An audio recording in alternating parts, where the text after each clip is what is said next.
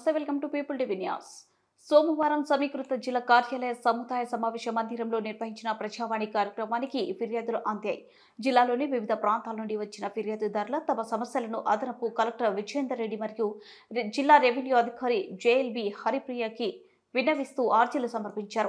ఈ సందర్భంగా అదనపు కలెక్టర్ మాట్లాడుతూ ప్రజా సమస్యల సత్వర పరిష్కారం కోసం నిర్వహిస్తున్న ప్రజావాణి కార్యక్రమంలో ప్రజలు అందించే వినతులను సంబంధిత శాఖల జిల్లా అధికారులు తక్షణమే స్పందిస్తూ వాటిని వెంటనే పరిష్కరించాలని ఆదేశించారు. వినతులపై చేపట్టిన చర్యలను వివరిస్తూ ఆన్లైన్ పోర్టల్లో అప్లోడ్ చేయాలని సూచించారు. ప్రజావాణి కార్యక్రమంలో స్వీకరించిన దరఖాస్తులకు ప్రాధాన్యతనిస్తూ ఫిర్యాదులను సత్వరమే పరిష్కరించాలని, అర్జీలను పెండింగ్లో పెట్టకుండా ఎప్పటికప్పుడు పరిశీలన జరుపుతూ సమస్యలను పరిష్కరించాలని అధికారులకు సూచించారు.